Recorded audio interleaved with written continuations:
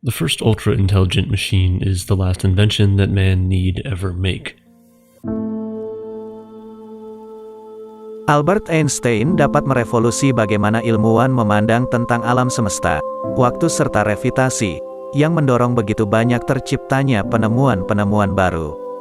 Lantas bagaimana jika kita bisa menciptakan sebuah mesin yang bisa berpikir 2 kali lebih hebat dari seorang Einstein? Coba bayangkan berapa banyak pemanasan global yang bisa kita selesaikan saat kita menemukan mesin itu. Di sisi lain, kita sebagai manusia, dengan kecerdasan yang sangat terbatas, apakah masih dibutuhkan ketika semua itu sudah terjadi?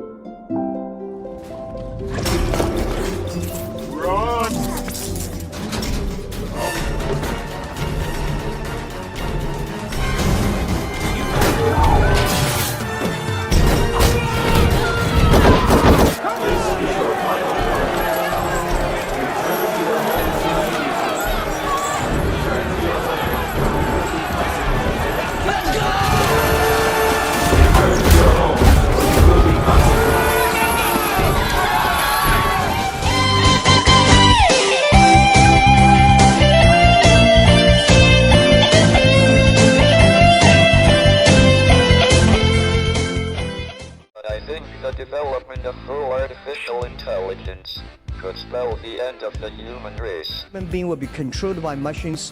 I never think about that. Widely cited study from 2013 found nearly half of all jobs in the U.S. are in danger of being automated over the next 20 years. Sejak awal ditemukannya kecerdasan buatan, para ilmuwan punya misi untuk menciptakan mesin yang dapat menyamakan atau bahkan menggantikan kecerdasan manusia. Tak hanya sebuah mesin yang dapat menggerakkan benda, meniru gerak, ataupun menerjemahkan bahasa. Namun sebuah mesin yang mampu berpikir untuk manusia dalam menciptakan keuntungan ekonomi, mengatasi permasalahan sosial, penyakit, mengubah genetika seseorang, hingga mengakhiri penuaan dan juga kematian. Setiap manusia memiliki keterbatasan, dan bagaimana jika di masa depan nanti kita sudah tidak memiliki keterbatasan itu? Teknologi kecerdasan saat ini, menurut ilmuwan memang belum sempurna, tapi sebenarnya mereka sudah dilengkapi dengan sistem deep learning, yang meniru cara kerja otak manusia.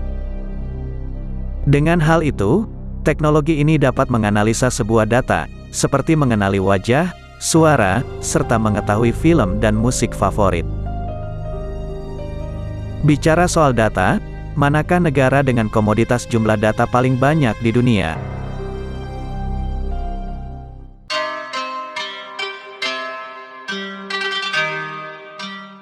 2017, Presiden Xi Jinping membuat sebuah pernyataan bahwa Cina akan menjadi pemimpin dunia di bidang kecerdasan buatan pada tahun 2030. Sekarang jika kalian pergi berkunjung ke Cina, betapa signifikannya penerapan kecerdasan buatan oleh masyarakat dalam kehidupan sehari-hari. Mulai dari pembelian barang, peminjaman uang, akses transportasi, proses belajar mengajar, hingga sistem penegakan hukum, semua serba digital.